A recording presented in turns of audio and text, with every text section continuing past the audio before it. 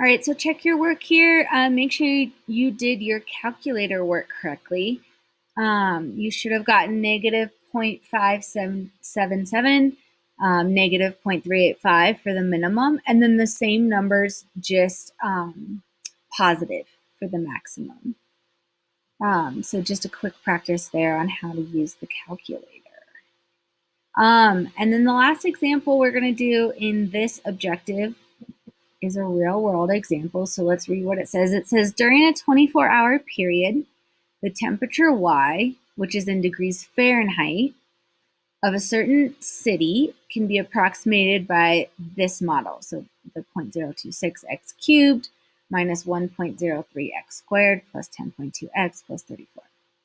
X is between 0 and 24 because we're talking about a day, right? A 24-hour period. So X can be 0 hours, or X can be 24 hours, or anything in between.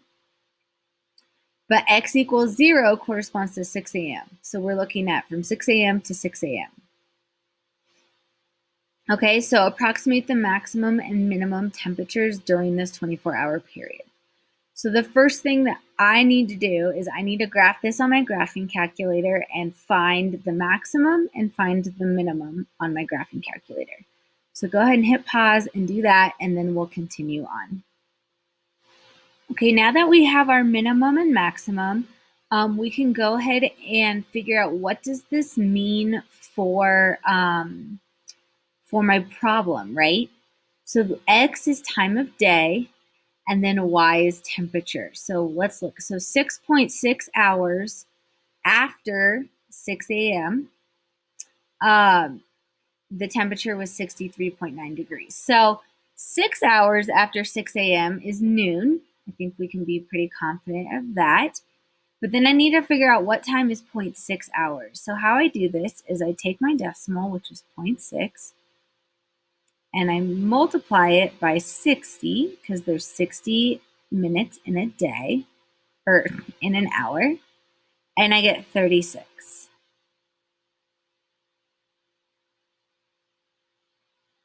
Minutes. So this tells me that at 12:36 in the afternoon, the temperature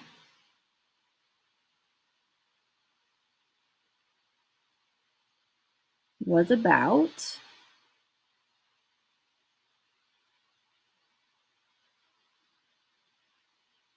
and it's 63.9 degrees, but we can go ahead and say 64 degrees Fahrenheit. And the reason we can say 64 is because I use that word about.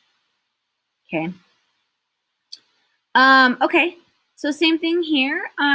After 19.8 hours after 6 a.m., which ends up being around 1 a.m.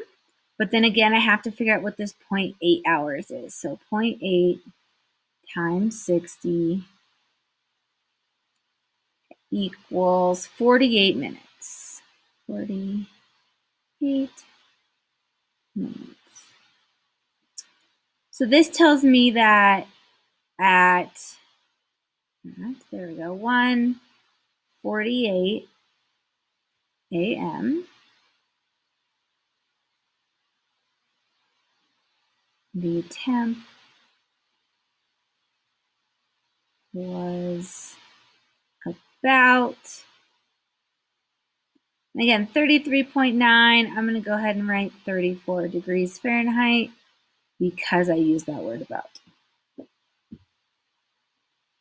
And this, I guess we could write PM over here, right? PM.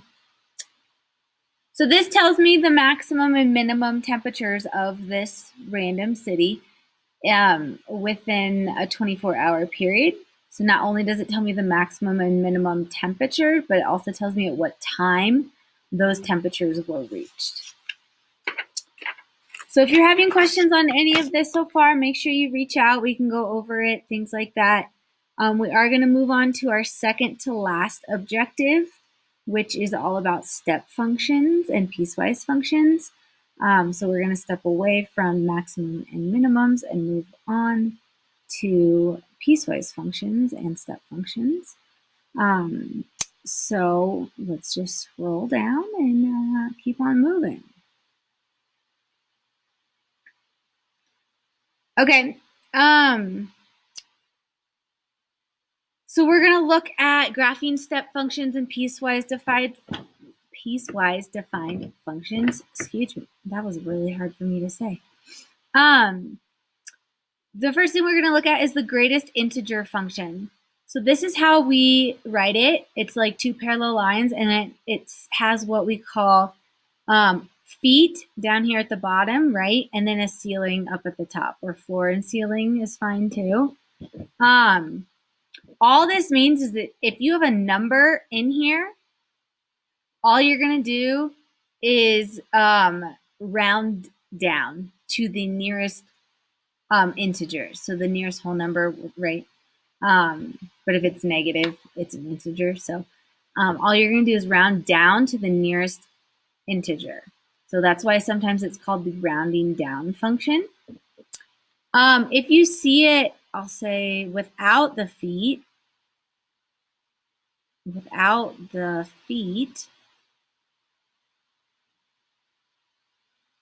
means to round up. So we're not going to look at it. It means, but it just is different. So if you see it like two parallel lines with just above, notice how there's no feet at the bottom. That means you round it up. But since there's feet or a floor on the bottom, all it literally means is to round down to the nearest integer.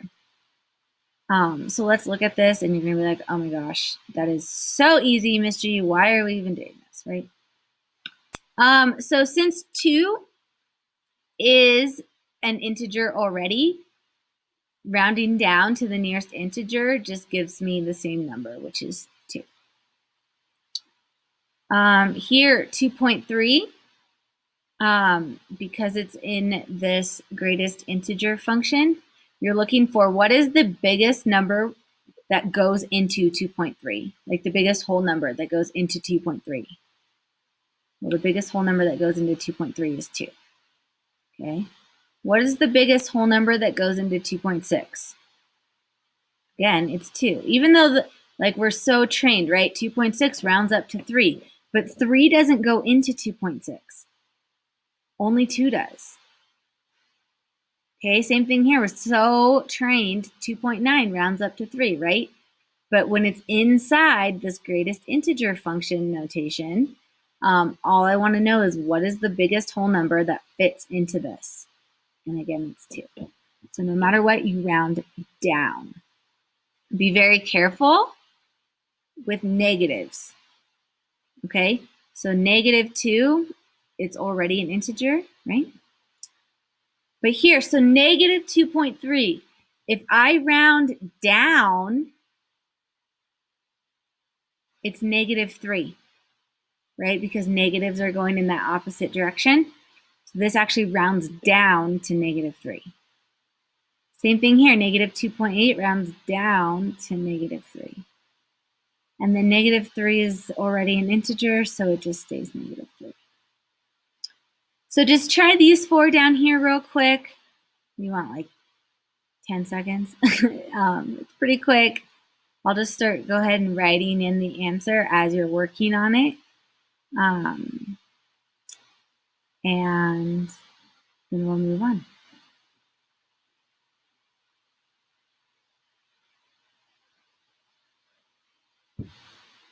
Okay, so hopefully we got these rounding down, right?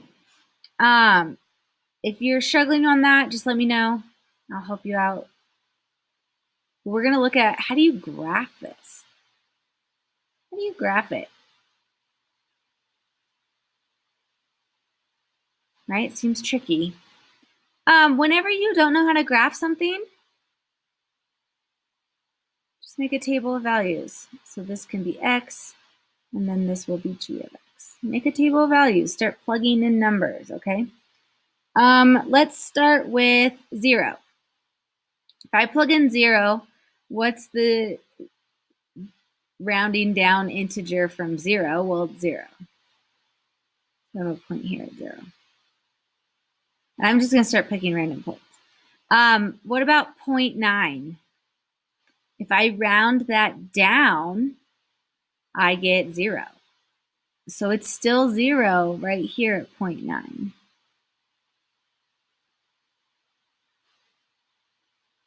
So hopefully that makes sense.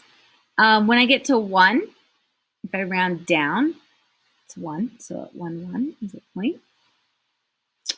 Now I'm going to pick a decimal within that 1, so like 1.4.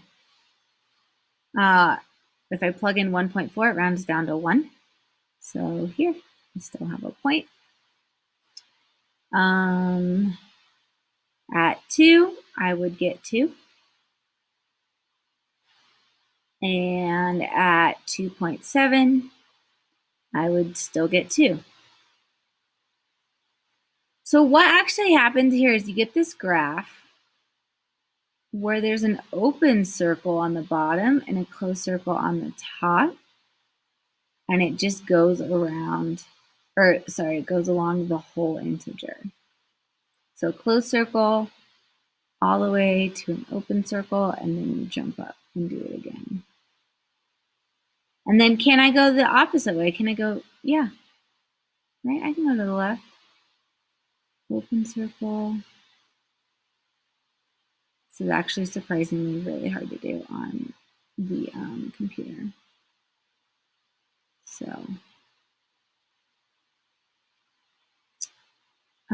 okay, and then you can just keep going. And this is actually what it ends up looking like, and there should be.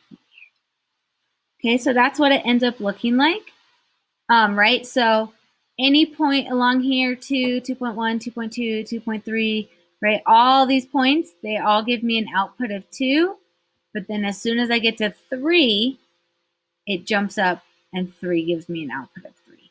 So this tells me I can have 2 and anything up to 2.999999 forever until, and then as soon as I get to 3, it jumps up, and this is the output at 3, and so on and so forth. So in general, what does this graph look like? So in general, we say that this looks like steps, right? It looks like stairs or steps.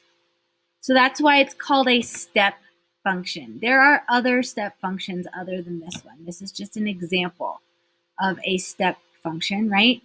So just be aware that step functions, if there are 2 points that are vertical from each other, one of them has to be closed and one of them has to be open, or else it is no longer a function. So hopefully we feel good on that. Just basic graphing. If you don't know how to graph, make a table.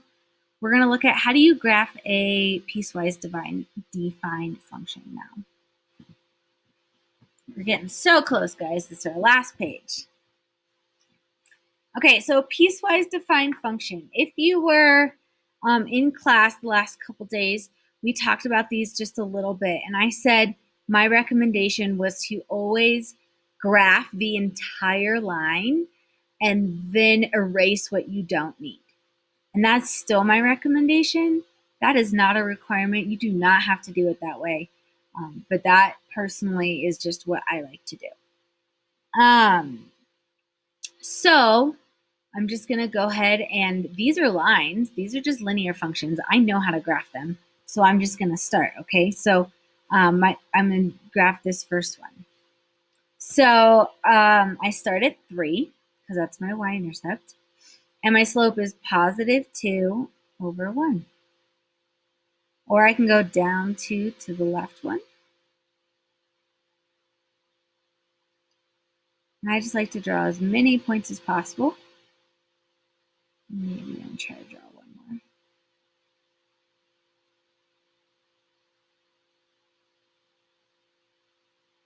And that's the best I could do on the computer, but that's pretty good. Okay, there is my line, 2x plus 3.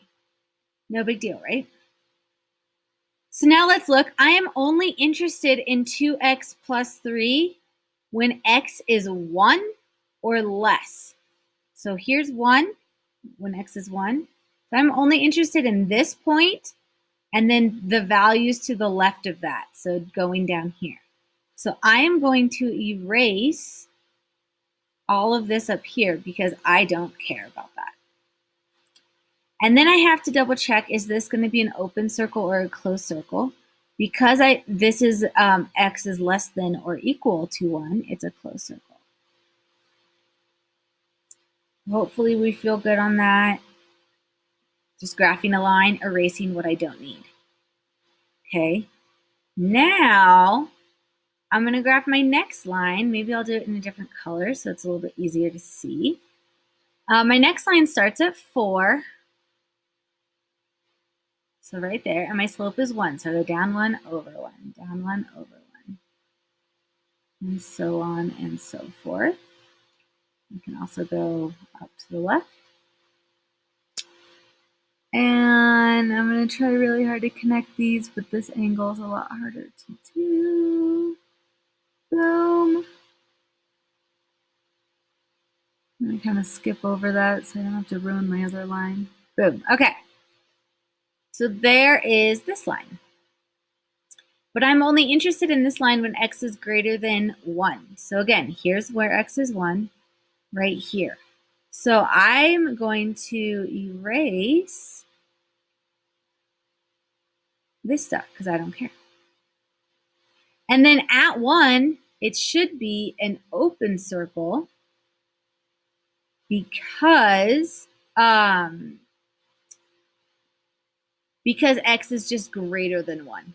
It's not greater than or equal to. And again, in order for it to be a function, if I have 2 points vertical, like these two, one has to be closed and the other one has to be open. You can't have both closed. And that's it. That's my piecewise defined function. I've graphed it. It's done. Woohoo. We can make notes on this if you want. We can say like graph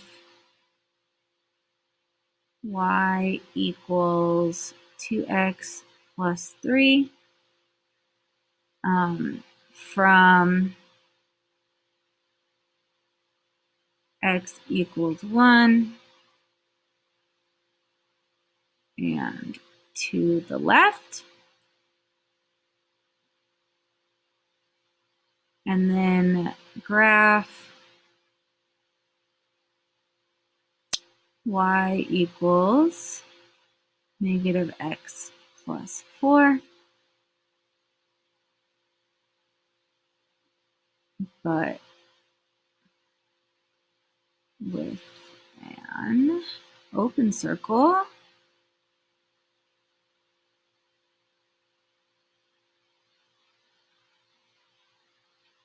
at x equals 1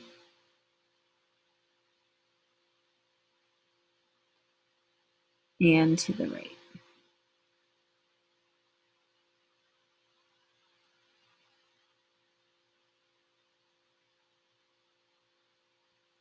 So hopefully that's good.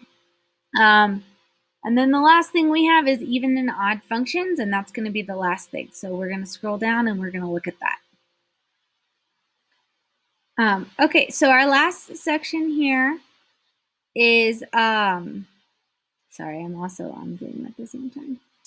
My last section here is even and odd functions. If you have an even function, what that means is if I plug in, like,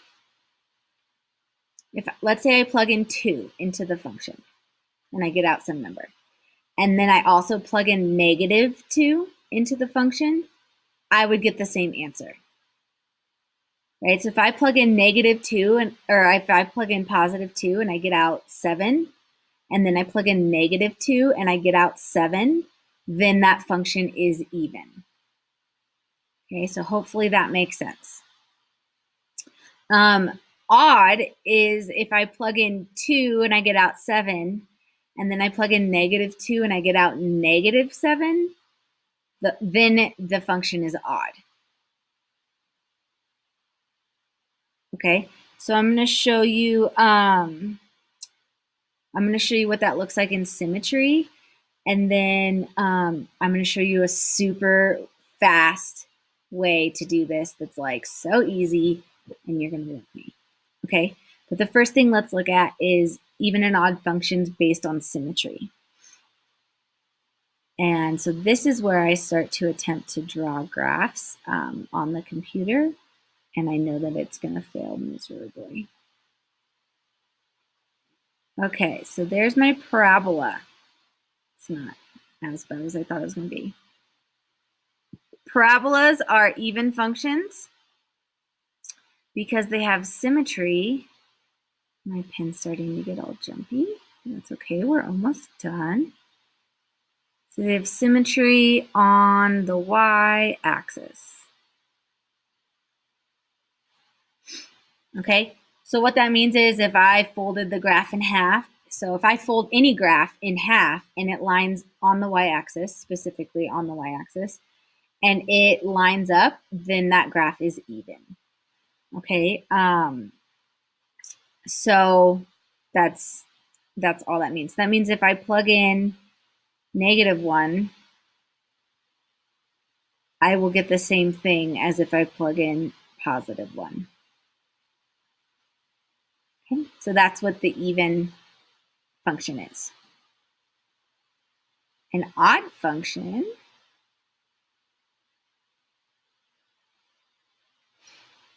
I'm going to write it over here.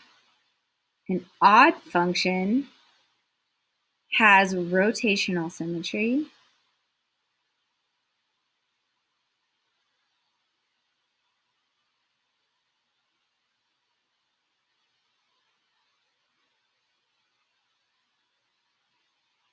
Starting to slow down a lot now. Rotational symmetry around the origin.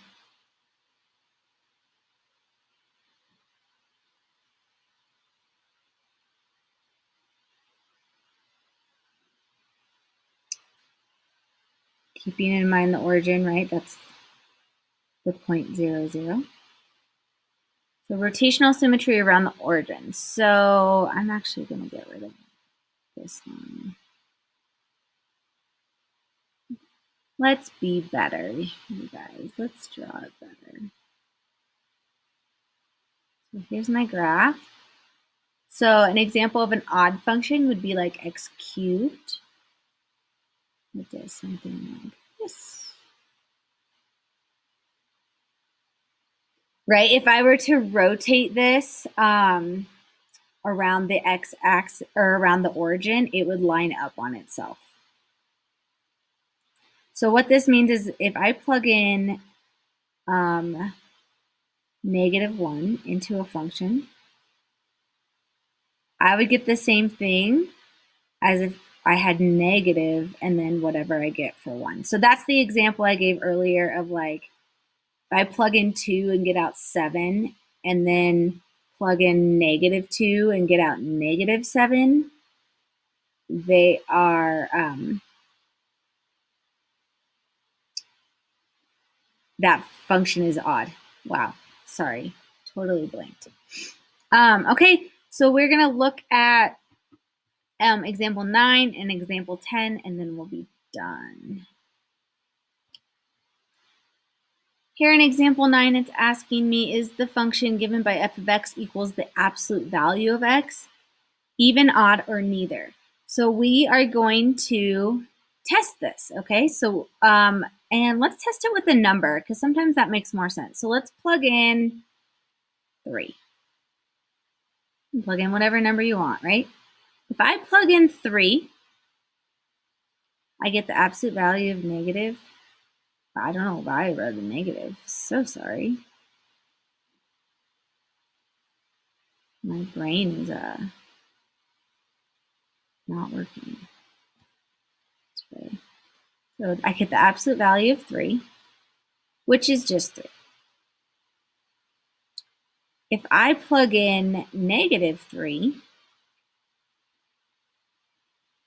I would get the absolute value of -3, and the absolute value of -3 is also 3. So since I get the same answer, no matter if I plug in the positive or the negative, right, this function is even. Remember, it could be neither, right? If I plug in 2 and get 7 and then plug in 2 and get 12, then it's neither. We also can look at the graph of absolute value, which is that perfect V, something like that. So this does have reflectional symmetry on the y-axis, right? If I were to fold it in half on the y-axis, it would line up on itself. So, but a quick check is just plug in a number. So the last one we're going to look at is example 10, and I'm scrolling up because I want down here, I want to give you the shortcut before we do these guys. Okay, so we're going to be writing here, down here. So if all the exponents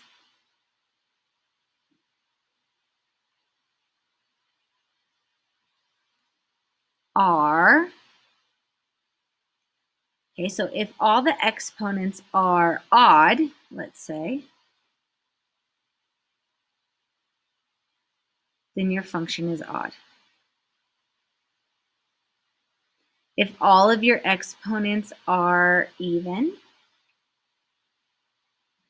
then your function is even. And then if you have a mixture, right? So if you have some odd and some even, it's going to be neither.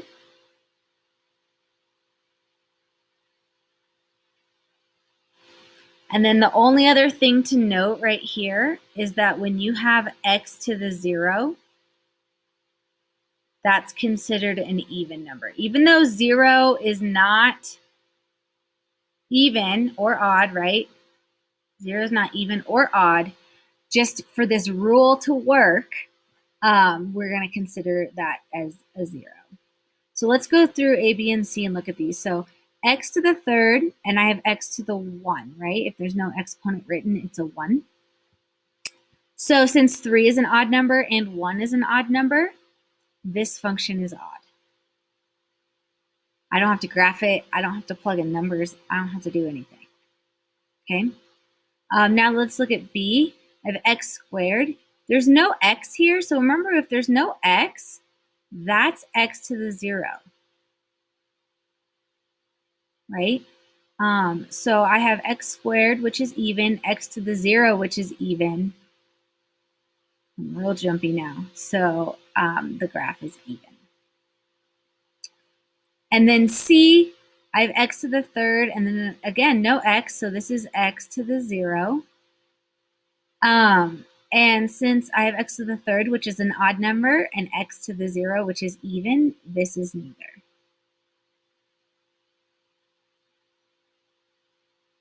So yay, nice shortcut, woohoo, right? So go ahead and do D, E, and F real quick. Hit pause on the video. I'm just going to keep going and put these in. Go ahead and hit pause and then figure out odd, even, or neither. Okay, so hopefully for D, we got even. For G, we should have gotten odd.